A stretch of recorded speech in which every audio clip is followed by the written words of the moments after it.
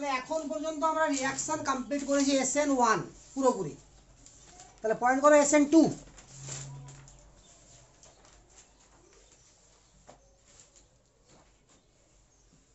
তাহলে SN2 এর mechanism আমরা আগে বুঝে গেছি। SN2 এর মেকানিজম কেমন হওয়া উচিত? SN2 RNU sorry RL NU, এটা তো উৎপন্ন কি হবে? তাহলে এটা গিয়ে এখানে অ্যাটাক মারবে ফার্স্ট সিস্টেমে।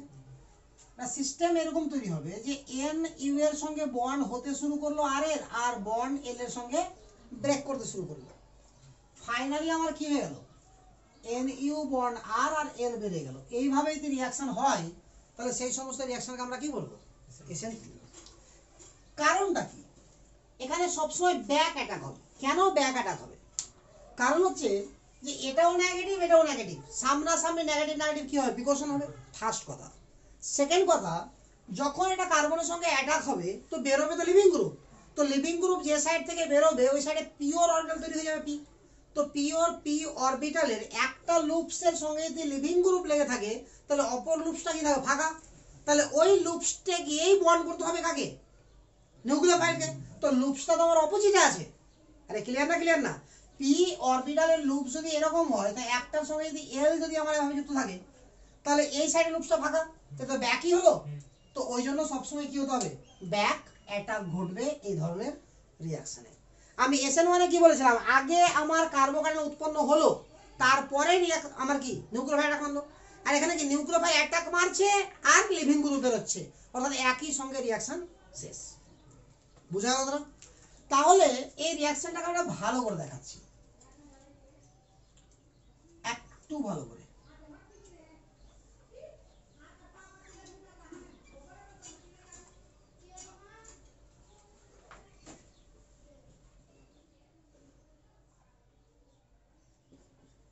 আমি নিলাম XYZ, যে কোনো অ্যাটম কার্বনের সঙ্গে যুক্ত আছে।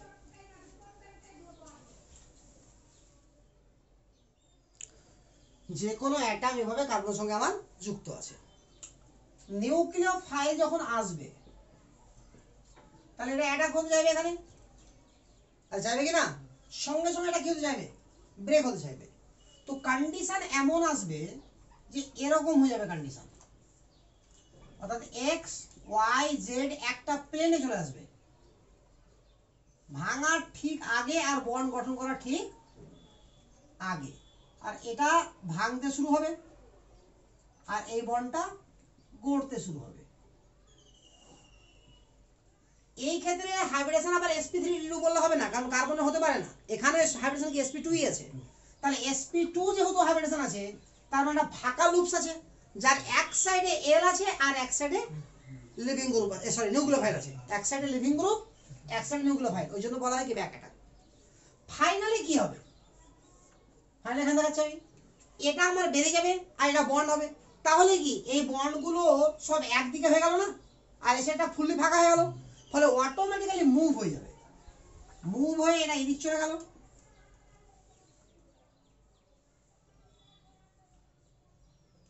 এই জায়গাটাকে একটু ভালো করে, মানে খুবই ভালো করে বুঝতে হবে। X, Y and Z এরকম তৈরি হবে। আমি কতগুলো কলম নিয়ে এটা বোঝানোর চেষ্টা করছি। কলম আছে তিনজন মিলিয়ে, চারটা চার পাঁচটা দেখি।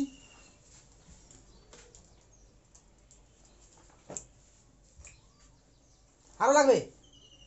আরো লাগবে? একটা। আচ্ছা, টেট্রাহেড্রাল ফিগারের কাহিনী আমি খুব ভালো করে দেখাচ্ছি। টেট্রাহেড্রাল আছে কিনা? এটা একদম টেট্রাহেড্রাল। এটা আমার নিউক্লিওফাইল, এটা আমার লিভিং গ্রুপ। তো ব্যাক অ্যাটাক এভাবে হলো, যেই অ্যাটাক হতে শুরু করেছে, যে অ্যাটাক হতে শুরু করেছে এটা আস্তে আস্তে সোজা হতে লেগেছে, এটাও সোজা হতে লেগেছে, এটাও সোজা হতে লেগেছে। অর্থাৎ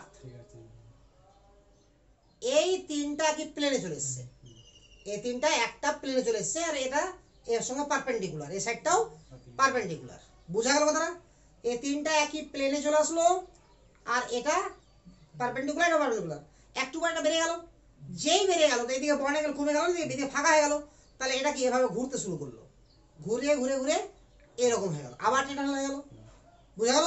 তো ছাতার মতো হলো না উল্টা, আরে ছাতার ডাঁটাটা আগে এদিকে ছিল, ডাঁটা এদিকে গেল, ছাতা ঝড়ে উল্টে যায়, এরকম হয়ে গেল, বলে এই ঘটনাটাকে বলা হয় আমব্রেলা ইনভার্সন বা অলডেন ইনভার্সন, আমব্রেলা ইনভার্সন বা অলডেন ইনভার্সন। তাহলে এই পুরা জিনিসটাকে বলা হয় অলডেন ইনভার্সন, আর এটাই হচ্ছে stereochemistry of the SN2 reaction, Walden inversion, Walden inversion of SN2 reaction বা স্টিরিওকেমিস্ট্রি, এটাই। এতটুকু ক্লিয়ার? আমি XYZ দিয়েছি এই কারণেই যে আমি XYZ দিয়ে অনেক কিছু বলবো এখানে, বুঝা গেল না? তাহলে একদিক থেকে আমি ক্যারেক্টারিস্টিকে আসি, প্রথমে নামটা SN2 কেন হলো, তো characteristics,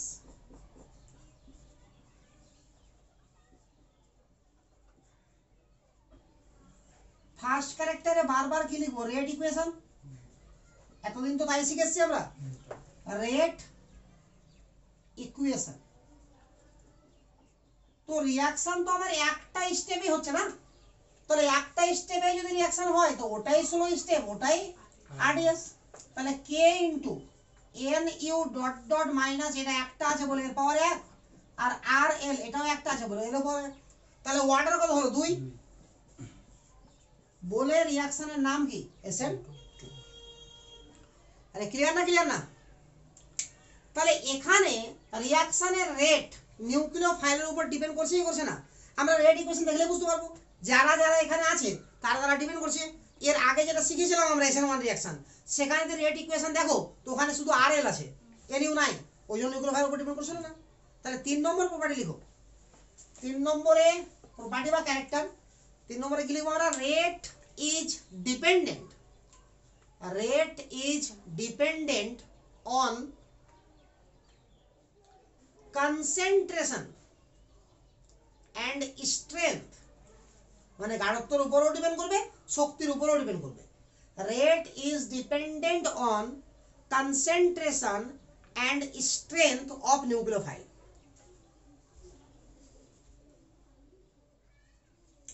rate is dependent on concentration and strength of nucleophile, এগুলো মিটাই।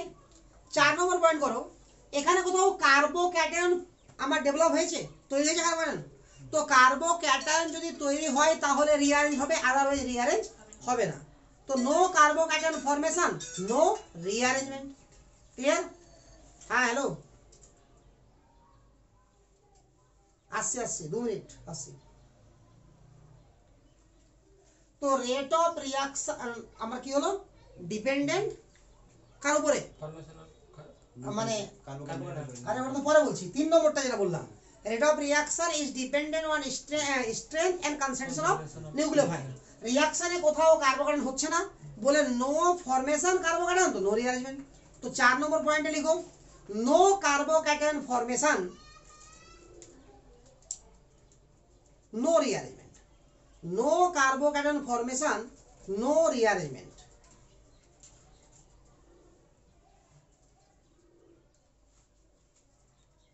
ঠিক আছে? তাহলে এখানে রেট অফ রিঅ্যাকশন কার উপর ডিপেন্ড করবে, তো এই যে রেট অফ রিঅ্যাকশনে কি হচ্ছে, নিউক্লিওফাইল অ্যাটাক মারছে, লিভিং গ্রুপ বেরিয়ে যাচ্ছে, তো লিভিং গ্রুপ যত ভালো হবে, গুড লিভিং গ্রুপ হবে, তত রিঅ্যাকশন রেট কি হবে, ফাস্ট হবে। ফাস্ট কথা, তো পয়েন্ট করো, তারপরে কত নম্বর পয়েন্ট হবে এটা, 5 নম্বর। তো rate of reaction directly proportional to leaving group ability, leaving group ability, অর্থাৎ যত ভালো লিভিং গ্রুপ তত ভালো, সরি ফাস্ট রিঅ্যাকশন হবে। Rate of reaction is directly proportional to leaving group ability. আর লিভিং গ্রুপ অ্যাবিলিটি জিনিসটা কিন্তু আমি আগেই শিখেছি নিউক্লিওফাইল পড়ানোর সময়। তো কি লিখলাম 5 নম্বর পয়েন্টে, 5 নম্বর না 4 নম্বর হলো এটা, 5 নম্বরে লিখলাম rate of reaction is directly proportional to living group ability. অর্থাৎ লিভিং যত ভালো হবে রিঅ্যাকশন রেট তত ভালো হবে। ফর এক্সাম্পল RI RCl আর বা বিআর লিখে আগে RCl, তো কোথায় রিঅ্যাকশন ভালো হবে? Clear? For example R OC double bond OCF3 আর OC ডাবল বন্ড OCH3, তাহলে এটা ভাঙবে এখানে মাইনাস হবে, এটা ভাঙবে এখানে মাইনাস হবে নাকি? তাহলে এটা আবার গুড কি নিউক্লিওফাইল, এটা বাজে লিভিং গ্রুপ, এটা ভালো লিভিং গ্রুপ, তাই এটা ফার্স্ট এড হবে রিঅ্যাকশন। বুঝা গেল? ওই রকম ভাবে আবার আমাকে চিন্তা করে নিতে হবে। বুঝছে? 6 নম্বর পয়েন্টে আবারও লিখবো রেট অফ রিঅ্যাকশন, আলাদা করে পয়েন্ট করব, এটা আরো বেশি ডিপেন্ড করবে। Rate of reaction inversely proportional to bulkiness of x, y and z। খুব ভালো করে দেখো জায়গাটা, রেট অফ রিঅ্যাকশনটা উপরটা মিটাই আমি, তাহলে আরো ক্লিয়ার বুঝে যাবে। হ্যাঁ, তো রিঅ্যাকশনটা আমি আর একবার লিখি, রিঅ্যাকশনটা না ওই অল্টার ইনভার্সনের কাহিনীটা লিখতে পারো। এই পয়েন্ট লেখার আগে এই 6 নম্বর পয়েন্টটা তাহলে এখানে করে দিই, 6 নম্বর পয়েন্টটা এখানে করে দিই। হ্যাঁ,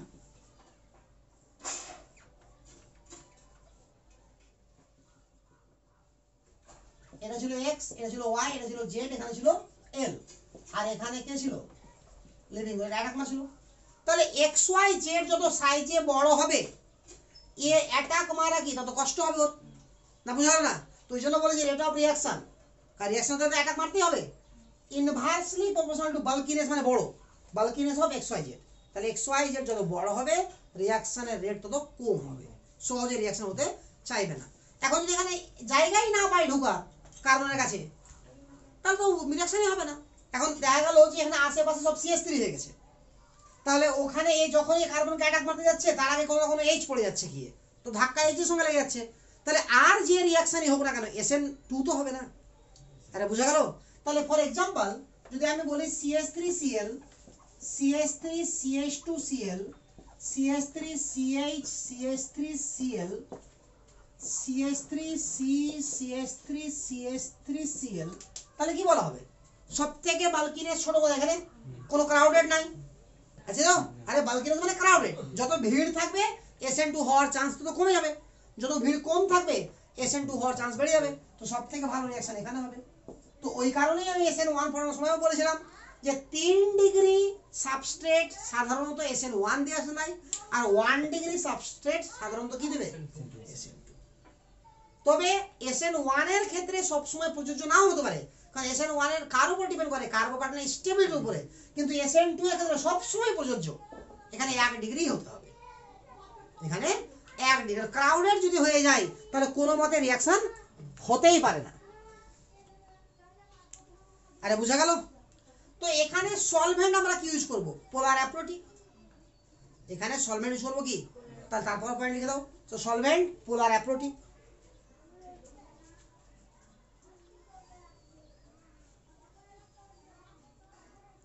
পোলার অ্যাপ্রোটিক, বুঝা গেছে? তারপরে stereochemistry of the reaction, point করো। স্টেরিওকেমিস্ট্রি অফ দ্য রিঅ্যাকশন দিয়ে লিখে দাও শুধু কি অল্ডান ইনভার্সন, আগে শিখা হয়ে গেছে। স্টেরিওকেমিস্ট্রি অফ দ্য রিঅ্যাকশনে কি লিখবো? অল্ডান inversion.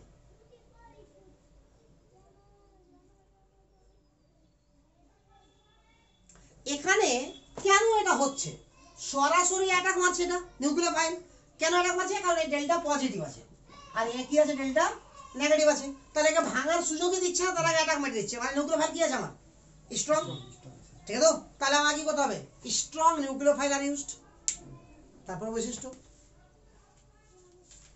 Strong nucleophile are used, তাহলে এতগুলো বৈশিষ্ট্য কার? আমার SN2 এর।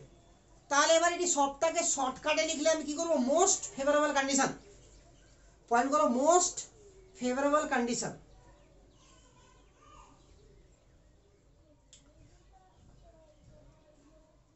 Most favourable condition, most favourable কন্ডিশনে আমরা 1 নম্বরে লিখব 1 degree or less crowded substrate, মানে ক্রাউডেড যেন কম হয়, 1 degree or less crowded substrate 1 degree or less crowded substrate. 2 নম্বরে গুড লিভিং গ্রুপ, লিভিং তো গুড হতে হবে, গুড লিভিং গ্রুপ। 3 নম্বরে স্ট্রং নিউক্লিওফাইল।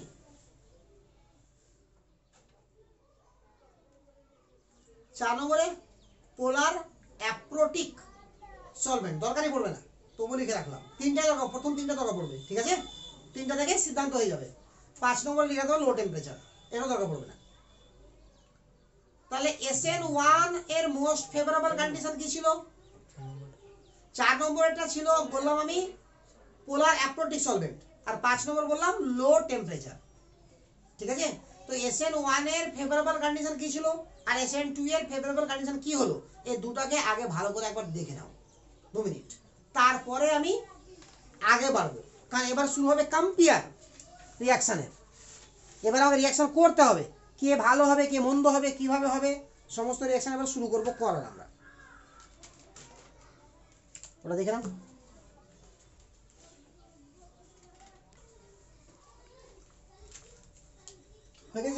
দেখা, এবার কিছুটা কোয়েশ্চেন করবো। প্রথমে SN1 এর কম্পেয়ার শিখবো, তারপরে SN2 এর, কারণ SN1 আর SN2 এর মধ্যে পার্থক্য যদি আমরা খুঁজি তো অনেক বড় বড় পার্থক্য। কারণ SN1 এ কি হবে, সাবস্ট্রেট ক্রাউডেড হবে, 3 ডিগ্রি হবে, রেজিস্টেবল হবে। SN2 এ কি হবে, 1 ডিগ্রি হবে, লেস ক্রাউডেড হবে। SN1 এ কি হবে, আমার নিউক্লিওফাইল থাকবে, উইক থাকবে, বিশেষ করে জল আর অ্যালকোহল থাকবে। SN2 তে কি হবে, স্ট্রং নিউক্লিওফাইল থাকবে, অর্থাৎ নেগেটিভ চার্জগ্রস্ত থাকবে কিছু না কিছু, ঠিক আছে। তো দুটো পার্থক্য তো এখানেই হয়ে গেল, বড় বড় পার্থক্য, যা দূর থেকে জেনে যাবে, মানে গরু আর গাধার মতো পার্থক্য। তো SN1 SN2 এর পার্থক্য কোনদিন করতে হয়, তারপরেও বইয়ে করতে হয়, আমার করতে হবে। অ্যাকচুয়ালি পার্থক্য যখন পড়বো আমরা E1 আর E2, তখন দেখবো যে SN1 এর সঙ্গে E1 এর পার্থক্য একেবারে খুবই কম, সামান্যটুকু পার্থক্য আছে। আবার SN2 এর সঙ্গে E2 এর পার্থক্য খুবই কম। তো যেখানে পার্থক্য কম থাকবে সেখানে আমার কষ্ট হবে চিনতে, আর যেখানে পার্থক্য ম্যাক্সিমাম সেটা চিনা কোনো ব্যাপার হলো। এটা দূরে এই মাঠে ঘোড়া মানে ঘোড়া থাকে আর গাধা থাকে, তো চিনা মুশকিল হয়ে যাবে যে কোনটা ঘোড়া আছে কোনটা গাধা আছে। কিন্তু গরু আর গাধা থাকে দূর থেকে বলা যাবে কোনটা গরু কোনটা গাধা আছে। তো SN1 SN2 হচ্ছে গরু গাধার মতো, আর SN1 E1 বা SN2 এর সঙ্গে E2 ওটা হবে ঘোড়া আর গাধার মতো, আবার দূর থেকে, তখন আমার কষ্ট হবে। তো প্রথমে পয়েন্ট করো compare of SN1, compare of SN1 আমরা দুটো দুটো করে লিখবো, দুটোর মধ্যে কে ফার্স্টেড SN1 দিবে, ঠিক আছে। প্রথমে একটু ঝটকা লাগানো বসে দিবি হালকা করে,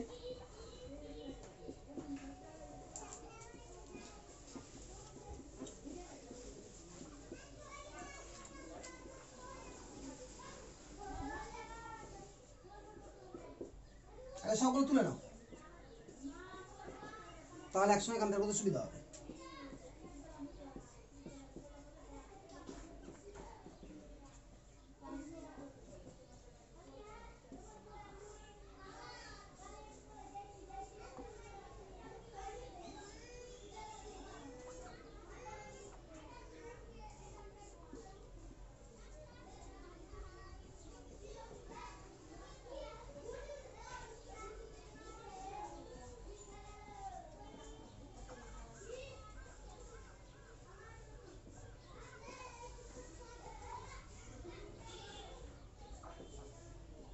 এদিকে আগে করে কম্পেয়ার, তারপর আরো কয়েকটা দিচ্ছি, হয়েছে তো না।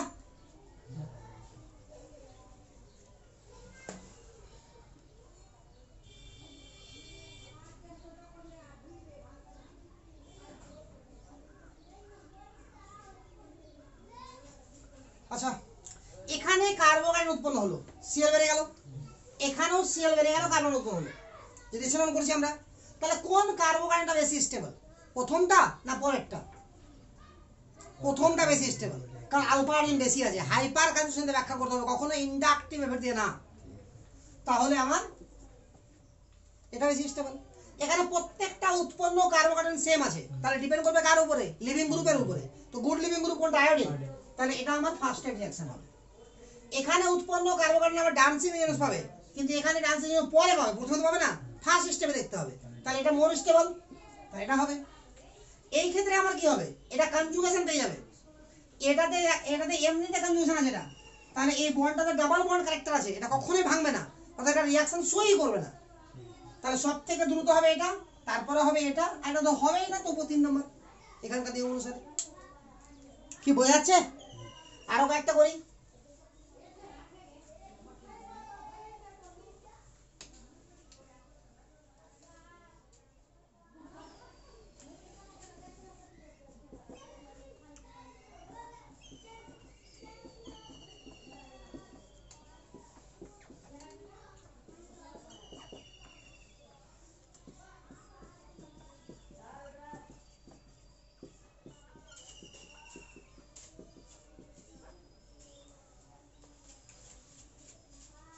এই দুটোই করি আগে।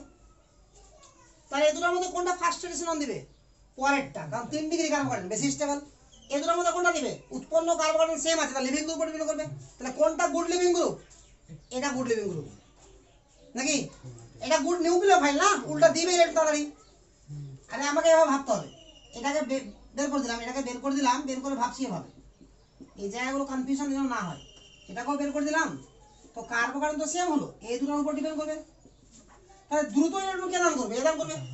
তাহলে কি গুড নিউক্লিওফাইল, তাহলে গুড লিভিং গ্রুপ এটা। বুঝা গেল এবার?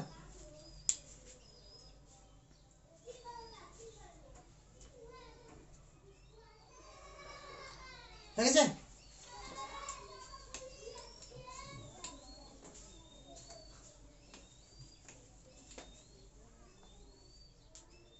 এবার ডাবল ডাবল রিঅ্যাকশন দিচ্ছি। কোশ্চেন 1 কে দফাটা ভাগ করছি, এ এন্ড বি। এ ফার্স্ট দিবে না বি ফার্স্ট দিবে, আমাকে এটা বলতে হবে এবার।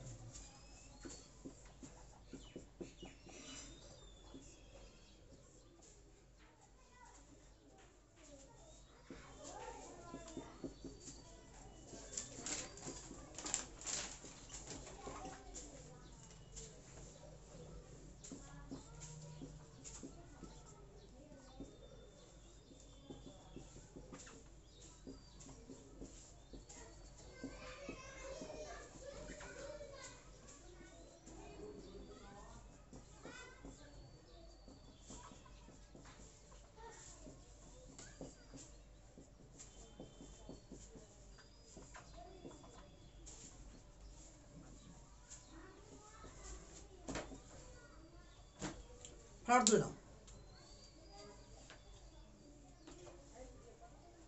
এগুলো মোলার লেখা যায়, 1 মোলার আছে, এটা 2 মোলার, এটা 2 মোলার, এটা 1 মোলার।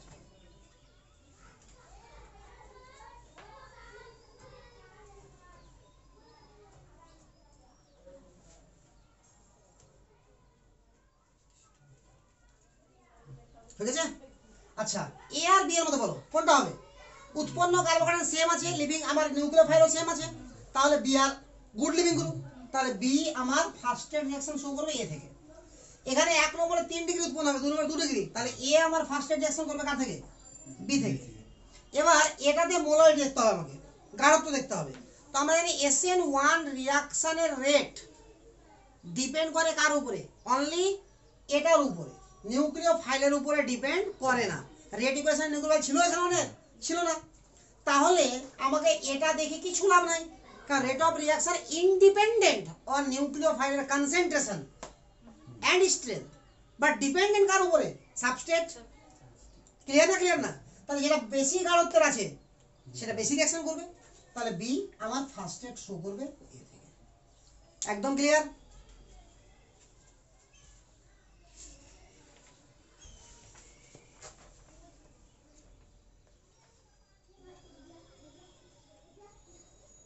মিটাই গেল। এবার করবো কম্পেয়ার এরকম ভাবে, আর এরকম ভাবে কম্পেয়ার করলে অনেকটা ক্লিয়ার হয়ে যাচ্ছে না রিঅ্যাকশনটা। এবার করবো SN2।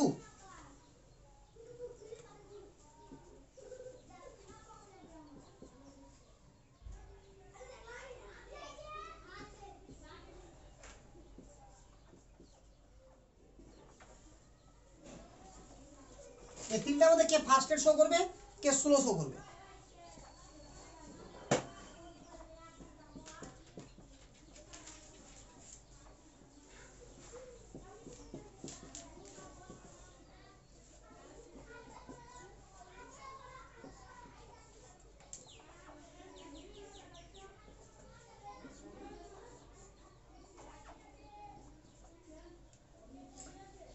রেকর্ড দেখি আরো তো আধা কোশ্চেন দিচ্ছি, অনেকগুলো কোশ্চেন দেবো। তাহলে প্রথমে SN2 তে কি দেখতে হয়, লেস ক্রাউডেড, এটা লেস ক্রাউডেড আছে, তাহলে এটা আমার ভালো রিঅ্যাকশন করবে। এই দুটোর মধ্যে এটা তো কখনো রিঅ্যাকশন করবে না, না SN1 না SN2, কারণ কি কনজুগেশন আছে, তাহলে এটা না দেখে বলতে পারবে এটা হবে। এই দুটোর মধ্যে এটা লেস ক্রাউডেড, এটা মোর ক্রাউডেড, হয়ে গেছে না মিটাই।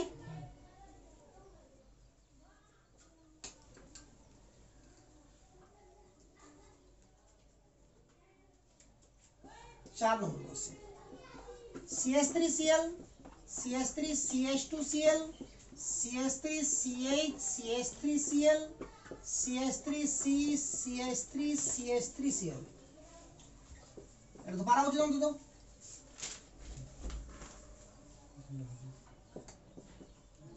BrICl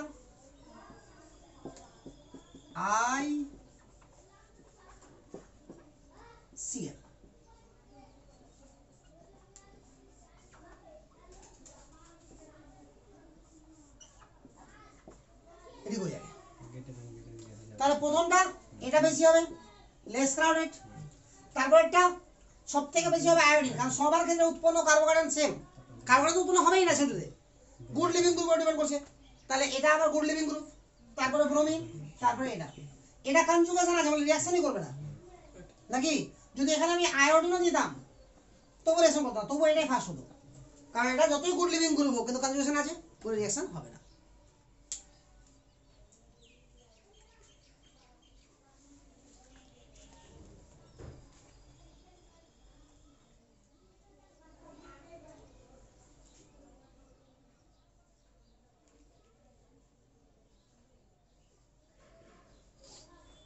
তাদের দুটো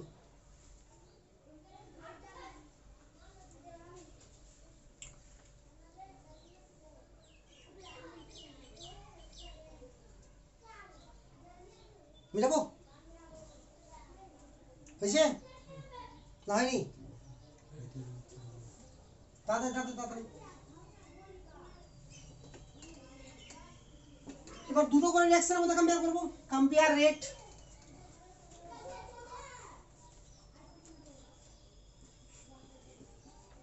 AB এর মধ্যে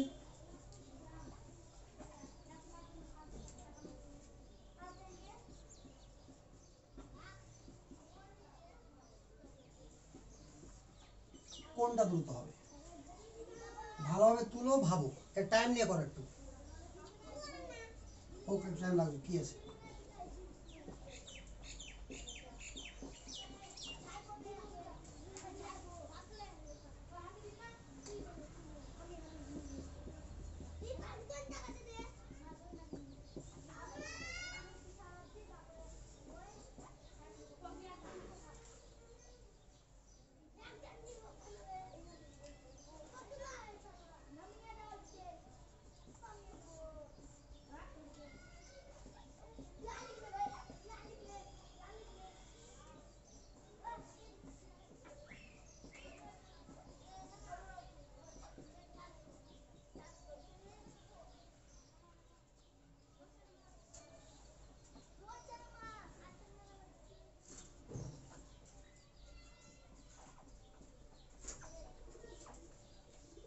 তিনটা করি আগে, আরো দু তিনটা।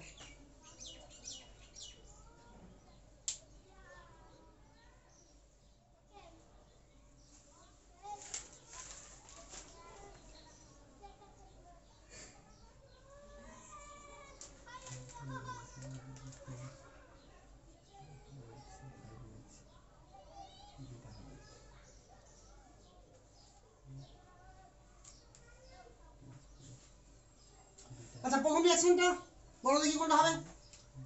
এখানে দুটাই সাবস্ট্রেট সেম আছে, তাহলে ডিপেন্ড করবে কার উপরে, নিউক্লিওফাইলের উপরে। তো যত স্ট্রং নিউক্লিওফাইল হবে তত কি হবে, তাড়াতাড়ি রিঅ্যাকশন হবে। তাহলে আমরা নিউক্লিওফাইলের স্ট্রেংথ কি করে পড়েছিলাম, ফার্স্টে কি দেখবো, নেগেটিভ চার্জ পার্টিকেল আর strong nucleophile compare to their neutral part, তো দুটাই নেগেটিভ আছে, চলবে না। দ্বিতীয় কি বলেছিলাম, সাইজ, তো এখানে সালফার দান করবে, এখানে অক্সিজেন দান করবে, যার সাইজ বড় সেটা good living group, sorry good nucleophile, তাহলে SH মাইনাস আমার গুড নিউক্লিওফাইল, তাহলে আমার A ফার্স্টের রিঅ্যাকশন শো হবে B থেকে, ঠিক আছে। দ্বিতীয় নম্বর রিঅ্যাকশনে আমার লিভিং নিউক্লিওফাইল তো সেম আছে, লিভিং গ্রুপ আলাদা আছে, তো good living group K here, তাহলে B আমার ফার্স্টের শো হবে। 3 নম্বরে আবার আমার কার উপর ডিপেন্ড করছে, নিউক্লিওফাইলের উপর, আবার এসে এটা বেশি PHS মাইনাসটা, তাহলে আবারও B আমার ফার্স্টের রিঅ্যাকশন শো করবে A থেকে। এতটুকু হয়েছে, এটা মিটাই।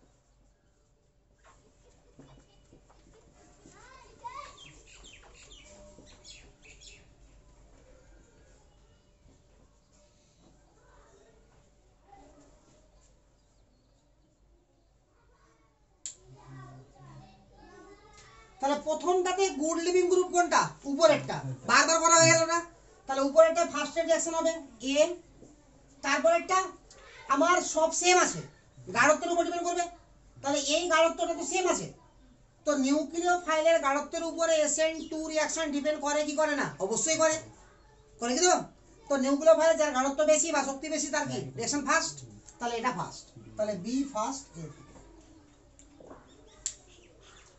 তাহলে আশা করি SN1 এন্ড SN2 কমপ্লিট হয়ে গেছে না, কমপ্লিট হয়নি শিওর তো এতক্ষণে।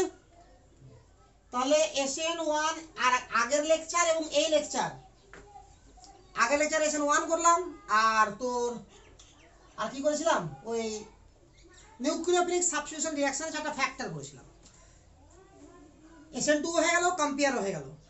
তাহলে SN1 SN2 এর মধ্যে পার্থক্য কোনো ছোট পার্থক্য না বিশাল বড় পার্থক্য, বিশাল বড় পার্থক্য দূর থেকে জেনে যাচ্ছে। এবার আমরা শুরু করব রিঅ্যাকশন এলিমিনেশন। এলিমিনেশন মানে কি, এলিমিনেট, অপনয়ন।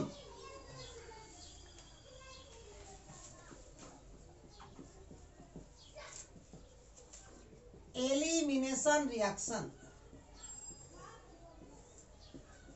Elimination reaction. তাহলে এলিমিনেশন রিঅ্যাকশন কি বলছে, আগে সিম্পল এলিমিনেশন রিঅ্যাকশনের কথা ভাবি, আস্তে আস্তে আমরা ঢুকছি ভিতরে। এখানে A পার্ট লেগে আছে, এখানে B পার্ট লেগে আছে, ঠিক আছে। তো এখানে হিট দিলাম, এটা হিটের চিহ্ন, ডেল্টা মানে ত্রিভুজের মতো চিহ্ন মানে হিট, ঠিক আছে। Or high temperature, or high temperature যা দি, আমার A আর B বেরিয়ে গেল, আর এখানে হয়ে গেল বড়, সরি বড় জি, এটা ডাবল বন্ড হয়ে গেল, আর A আর B বেরিয়ে গেল। তাহলে এরকম ভাবে যদি রিঅ্যাকশন হয় তো তাকে বলা হবে এলিমিনেট হয়ে যাওয়া। একটা বড় অংশ থেকে কোনো কম্পাউন্ড, একটা বড় কম্পাউন্ড থেকে ছোট্ট একটা অংশ বেরিয়ে গেল, তাহলে এলিমিনেট হয়ে গেল না, বেরিয়ে গেল বলে এই ধরনের রিঅ্যাকশনকে কি বলা হবে, এলিমিনেশন রিঅ্যাকশন। ক্লিয়ার? এবার আমি একদিক থেকে এলিমিনেশন রিঅ্যাকশনটাকে ভালো করে ভাবার চেষ্টা করি। আগে প্রথমে থার্মোডিনামিক্যালি ভাবি জিনিসটাকে। থার্মোডিনামিক্যালি ভাবতে যাই তো রিঅ্যাকশনে এই বন্ডটা ব্রেক হয়েছে কিনা, কার্বন আর A, কার্বন আর B ব্রেক হয়েছে তো, তাহলে ব্রেকিং বন্ড, ব্রেকিং বন্ড হচ্ছে আমার দুটাই সিগমা বন্ড। ক্লিয়ার? ফর্ম হয়েছে একটা সিগমা একটা পাই নিঃসন্দেহে। তাহলে ফরমেশন বন্ড ভালো করে বুঝতে হবে, তাড়াহুড়ো করে কিছু লাভ নাই, আমি তাড়াহুড়ো করে লিখবো সবসময়। 1 সিগমা আর 1 পাই, তাহলে ব্রেকিং বন্ড হচ্ছে কি আমার দুটা সিগমা, আর ফর্ম কি হচ্ছে একটা সিগমা একটা পাই। তো নিঃসন্দেহে কোনো কিছু না ভেবে আমরা বলতে পারি যে সিগমা বন্ড শক্তিশালী কার থেকে, পাই থেকে। তো নো ডাউট যে বন্ডটা ব্রেক করেছে সেটা শক্তিশালী বন্ড কার থেকে, যেটা পেয়েছি তার থেকে। তার মানে যদি শক্তিশালী বন্ড ভাঙি আর দুর্বল বন্ড তৈরি হয়, তো ভাঙতে আমাকে বেশি এনার্জি লেগেছে আর পেয়েছি কম এনার্জি, তো রিয়াকশনটা কি তাপ শোষক অর্থাৎ এন্ডোথার্মিক। তো দেয়ারফর আমার রিয়াকশনের টাইপ কি হলো এন্ডোথার্মিক। তাহলে therefore reaction will B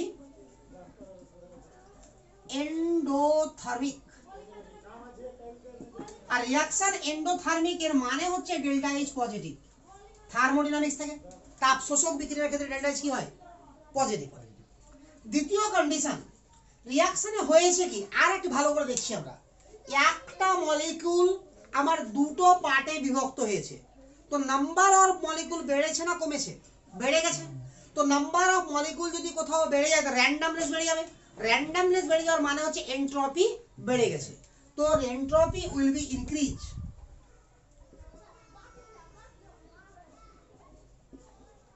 entropy will be increases। তাহলে entropy will be increases এর মানে হচ্ছে ডেল্টা এস পজিটিভ। থার্মোডাইনামিক্স থেকে আমরা জানি যে delta G equal to delta H minus T delta S, এবং আমরা এটাও জানি reaction will be possible when delta G negative. তাহলে ডেল্টা জি যদি নেগেটিভ হয় তাহলে রিয়াকশন পসিবল হবে, আদারওয়াইজ রিয়াকশন পসিবল হবে না। তো আমরা দেখতে পাচ্ছি রিয়াকশন থেকে এটা পজিটিভ, নিঃসন্দেহে পজিটিভ, এটাও পজিটিভ, আর টি তো সারা জীবন পজিটিভ, টি কখনোই নেগেটিভ হতে পারে না। তাহলে এই পুরো অংশটা কি পজিটিভ, আর এই পুরো অংশটা কি পজিটিভ। তাহলে পজিটিভ থেকে পজিটিভ বাদ দিচ্ছি, তো নেগেটিভ কখন হয়, কেন পজিটিভ হবে, নেগেটিভ তো হতে পারে, এটা বড় তো নেগেটিভ হয়ে গেল, এটা বড় তো পজিটিভ হয়ে গেল, দুটো সমান তো জিরো হয়ে গেল। তাহলে ওয়ান আর পসিবল। যদি আমার কি হয় যে ডেল্টা এইচ লেস দেন যদি হয় টি ডেল্টা এস, তাহলেই একমাত্র ডেল্টা জি কি হবে নেগেটিভ হবে। আর এটা কখন ঘটবে, যখন টি হাই, যখন টি হাই বলে এলিমিনেশন রিঅ্যাকশনে হাই টেম্পারেচার দেওয়া হয়। আরে বোঝা গেল না? তাহলে সব সময় এলিমিনেশন আমার হিট দিয়ে রিঅ্যাকশন কেন ঘটানো হয় বা হাই টেম্পারেচার কেন ঘটানো হয়, এটা হচ্ছে তার ব্যাখ্যা। তাহলে এই ধরনের রিঅ্যাকশনকে আমরা দু রকম নাম দিতে পারি। দু রকম নাম কি দিতে পারি, যে এই ধরনের রিঅ্যাকশন হচ্ছে entropy increases reaction, always entropy কি করবে ইনক্রিজ করবে, এবং রিঅ্যাকশনে সব সময় কি হবে তাপ শোষক বিক্রিয়া হবে, আর রিঅ্যাকশনে আবার কি হবে সব সময় হাই টেম্পারেচারে ঘটবে। তাহলে আমি শর্টকাটে নোট করে নিচ্ছি ছোট করে একটা, লিখো elimination reaction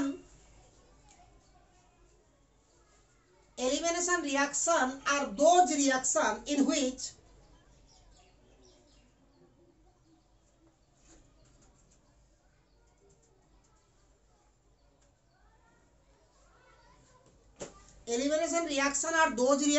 in which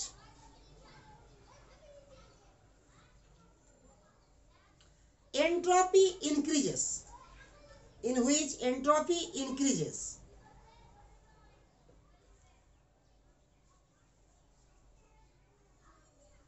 entropy increases and usually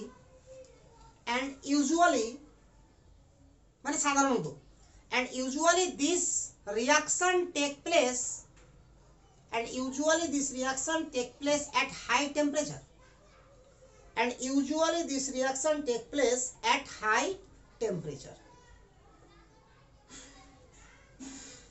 এবার আমরা রিঅ্যাকশনটার গতিবিধি সম্পর্কে একটু ভালো করে দেখব। বাট এইটুকু জিনিস ক্লিয়ার না একদম ক্লিয়ার, তুলা হয়ে গেছে, হয়ে যাবে শেষ। এবার আমরা একটা এক্সাম্পল সহ রিঅ্যাকশনটা করার চেষ্টা করছি, উইদাউট কিছু না জেনে আমরা জানি রিঅ্যাকশন মেকানিজম পেরে যাব কি করে। একটা রিঅ্যাকশনে নিলাম,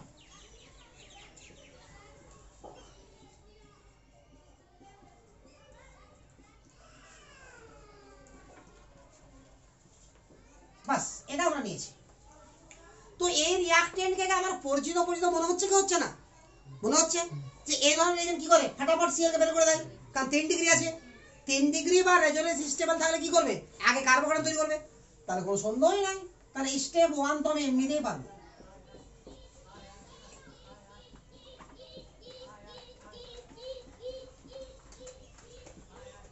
এটা বেরিয়ে গেল।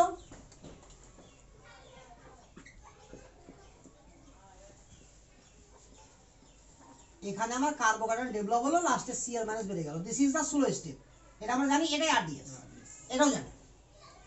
এবার স্টেপ 2 এর কাহিনী, এটাই আছে মজার ব্যাপার।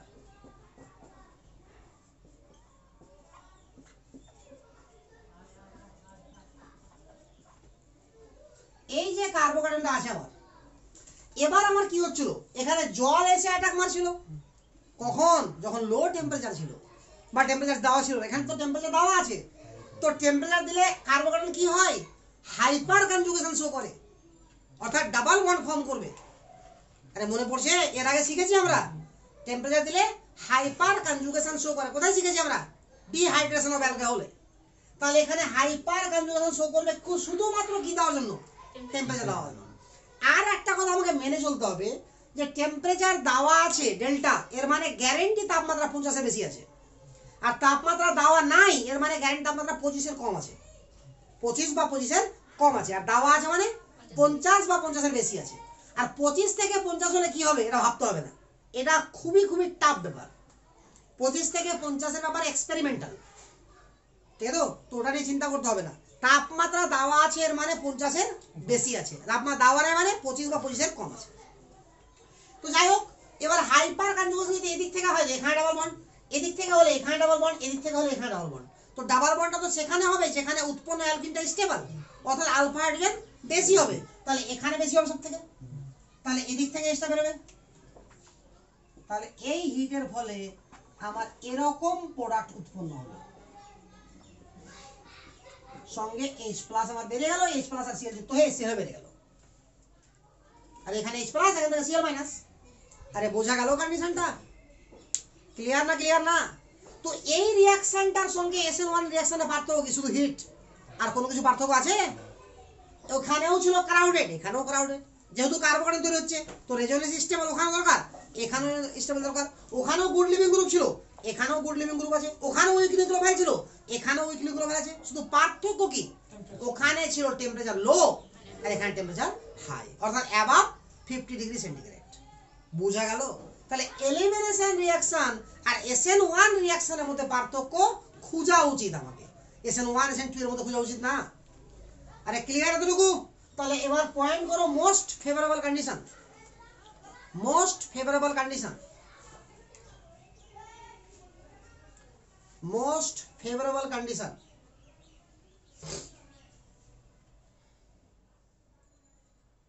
এক নম্বরে 3 degree or resonance stable substrate.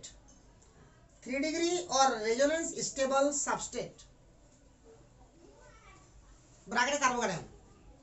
3 degree or resonance stable substrate, মানে সাবস্ট্রেটটা নিব তবে তো কার্বন উৎপন্ন হবে। 3 ডিগ্রি অর রেজোনেন্স স্টেবল, হ্যাঁ এভাবে লিখতে পারো যে 3 degree or resonance stable carbocation are form. 3 degree or resonance stable carbocation are form. 2 নম্বরে গুড লিভিং গ্রুপ।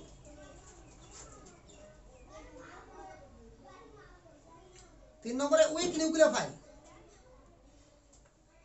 3 নম্বরে উইক নিউক্লিওফাইল। 4 নম্বরে হাই টেম্পারেচার। হয়ে গেল? তো এটার রিঅ্যাকশনের অর্ডার কত হবে? শুধু এটার উপরে ডিপেন্ড করছে। তাহলে কত? 1। তাহলে এটা হয়ে গেল E1। ক্যারেক্টার অতটা ইম্পর্টেন্ট না বলে আমি আর ডিটেইলসে যাচ্ছি না, মোস্ট ফেভারেবল কন্ডিশন বলে দিলাম। ওটি তো ক্যারেক্টার, আমার ওটি ক্যারেক্টারই লাগবে।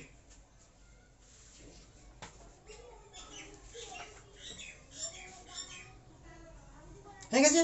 তো তাপমাত্রা বলতে আমরা কি বুঝি? 50 এর বেশি। আর তাপমাত্রা নাই বলতে কি বুঝি? 25 এর কম। তাহলে কিছু রিঅ্যাকশন দিব এবার, যেখানে SN1 ও ঘটবে, E1 ও ঘটবে। আমাকে চিনে তৈরি করতে হবে কোনটা SN1 হবে, কোনটা E1 হবে।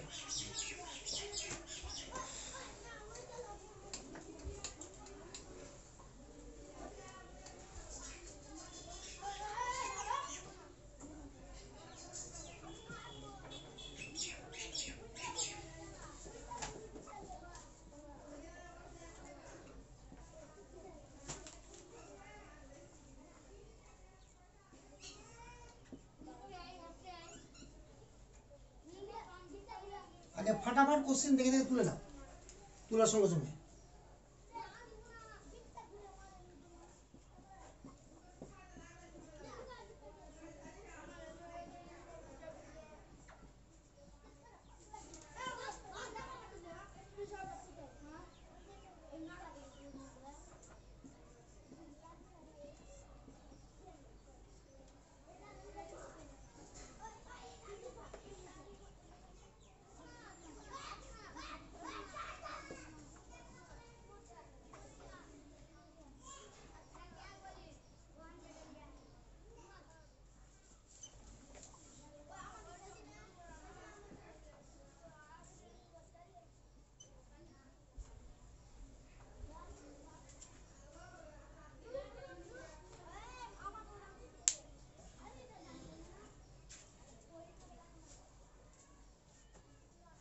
হয়েছে তোলা?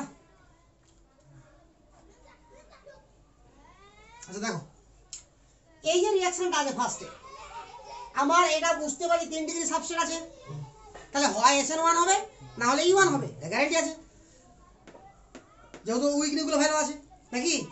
তাহলে কি হবে, এবার 10 ডিগ্রিতে কি হবে SN1, তাহলে এখানে Cl বেরোবে, এটাই কার্বন স্টেবল, এখানে জল যুক্ত হয়ে যাবে, মানে OH উৎপন্ন হবে। কি যুক্ত হবে ওখানে লাস্ট অবধি? OH। তাহলে CH3 না, বুঝা গেল না এটা? বাট এখানে কি হবে, ফার্স্টে Cl উৎপন্ন হবে, বেরিয়ে যাবে, কার্বোকার্বন হবে, আর OH যুক্ত না হয়ে বা জল যুক্ত না হয়ে আমার হাইপার কনজাম্পশন ঘটে যাবে, কারণ তাপমাত্রা 110। তাহলে যে কোনো একদিকে ডাবল বন্ড করলে হবে, কারণ সব দিকে সেম জিনিস আছে।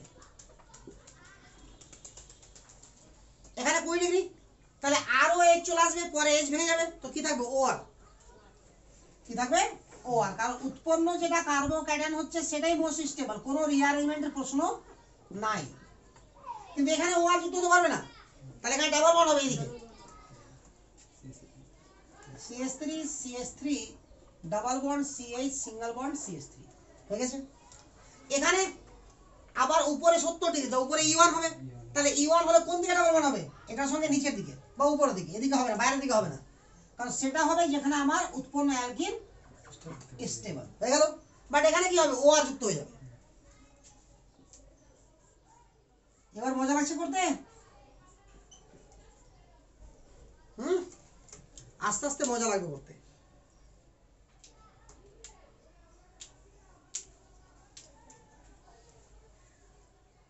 তাহলে মিটাই হলো, আরে হয়েছে তোলা, 3টা হলো না?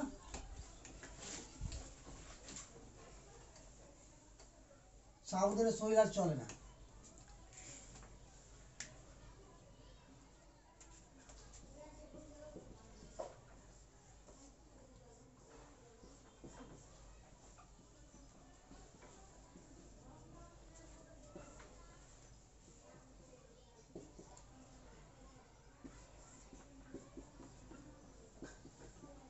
এই করি, তাহলে উপরটা কি হবে E1, তাহলে এখানে কার্বোকার্বন হবে ফার্স্টে, ওই কার্বোকার্বনটা রিঅ্যারেঞ্জ হয়ে এখানে যাবে, তারপরে হাইপারকন্ডেনশন হবে, তার ডাবল বন্ড কোথায় হবে, এখানে।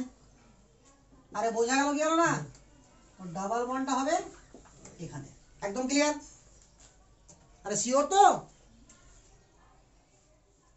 আর এখানে কি হবে, এখান থেকে কার্বোকার্বন উৎপন্ন হবে, রিঅ্যারেঞ্জ হয়ে এখানে যাবে, তাহলে এখানে OH যুক্ত হবে। কি এত কিছু শিখলাম আর কত দরকার হয়ে যাচ্ছে, এবার রিঅ্যারেঞ্জ ফিয়ারেঞ্জ করতে ঝামেলা হচ্ছে, তাড়াতাড়ি বেড়ে যাচ্ছে রিঅ্যারেঞ্জ করতে, তো এই তো হচ্ছে যে ব্যাপার, খুব তাড়াতাড়ি হয়ে যাবে সব কিছু। এখন রিং অ্যারেঞ্জমেন্ট দিলে হবে না, কারণ ওটা তো জানি না, তো করতে হবে।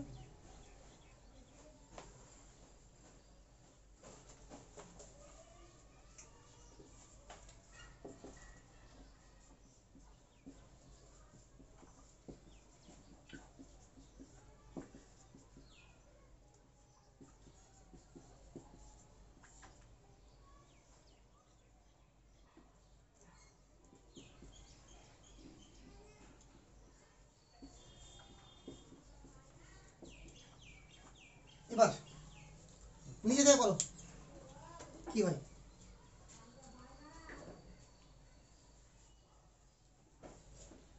5-7 মিনিট লাগবে, হয়ে যাবে। 1 ঘন্টা করতে হবে নাকি, 55 মিনিটে ছেড়ে দিই।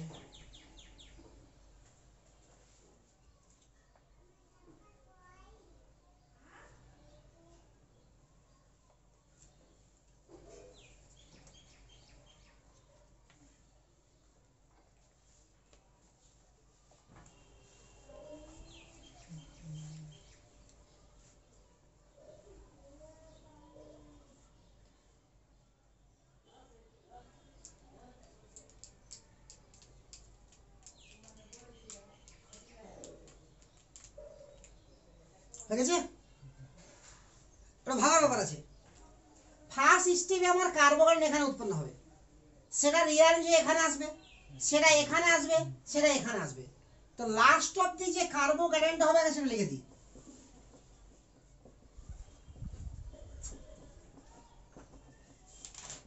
এই কার্বোক্যাটায়নটা হবে শিওর। এবার উপরে কি হচ্ছে E1, তাহলে এখান থেকে ডাবল বন্ড, এদিকে তো H নাই, তাহলে এদিকে ডাবল বন্ড হবে, তাহলে কনজুগেশনও পেয়ে যাবে। তাহলে উৎপন্ন হবে PH bond CH double bond C CH3 CH2 CH3 আর এখানে কি হবে OH লাগবে তাহলে এখানে লাগবে PH CH এখানে হয়ে গেল OH CH CH3 CH2 CH3 ফটাফট তুলে দাও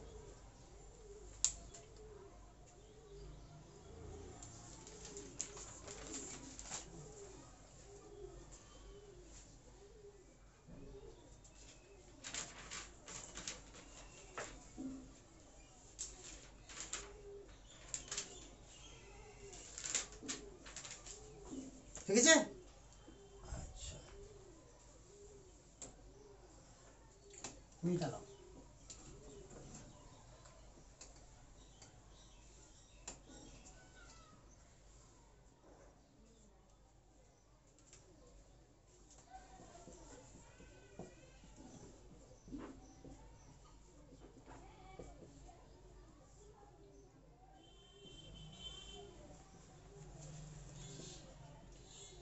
এটা তো অবশ্যই E1 হবে তাহলে এখানে কার্বন হবে এবার সব দিকে হাইড্রোজেন আছে কোন দিকে ভাঙবে আর হাইড্রোজেন আছে তো কার্বন হাইড্রোজেন বন্ড আছে কার্বন ডয়টোরিয়াম আছে কার্বন ট্রাইটিয়াম আছে তো বন্ধন দৈর্ঘ্য সবথেকে ছোট এটা আর বন্ডের বন্ড এনার্জি সবথেকে কম এটা তাহলে বন্ড এনার্জির কথা ভাবতে গেলে আমার এটা হচ্ছে তাহলে সবথেকে আগে ভাঙবে কি সি বন্ড এইচ তাহলে এইচ এর দিকে ডাবল বন্ড হবে তাহলে CH2 ডাবল বন্ড সি দুদিকে থেকে গেল CD3 CD3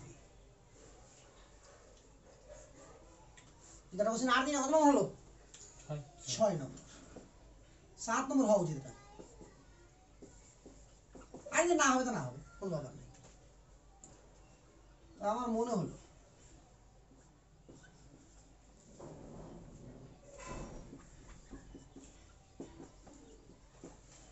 উৎপন্ন কার্বন এখানে স্টেবল তো ডাবল বন্ডটা এদিকে হলে কনজুগেশন পেয়ে যাবে ডাবল সিঙ্গেল ডাবল তাহলে ডাবল বন্ডটা কোন দিকে হবে এদিকে আবার যদি এখানে জল দিয়ে আমরা 10 ডিগ্রি তাপমাত্রা দিতাম তাহলে এখানে ওএইচ লেগে যেত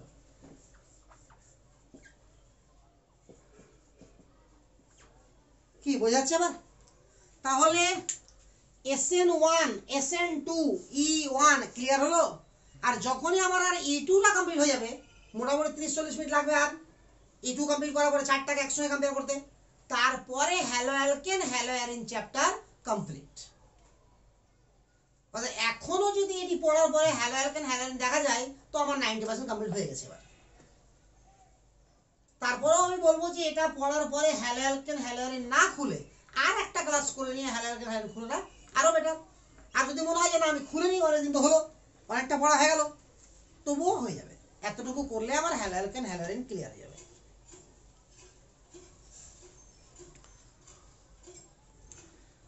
তাহলে SN1 SN2 E1 E2 এর কাহিনী E2 কাহিনী এখনো হয়নি ঠিক আছে তো তারপরে E1 CB আসবে রিঅ্যাকশন আরো বেশ কিছু আছে 3-4টা তবে আমি E1 CB পর্যন্তই করব কারণ হায়ার সেকেন্ডারি সিলেবাসে আমার ওইটুকুই আছে তারপরে SN NJP SN I EI এগুলো আরো বেশ কিছু রিঅ্যাকশন আছে যেগুলো আমার পরবর্তীতে প্রয়োজন আছে বাট হায়ার সেকেন্ডারিতে তো মোটেও প্রয়োজন নাই নিট ফিটের জন্য আছে তো আপাতত থাক এতটুকু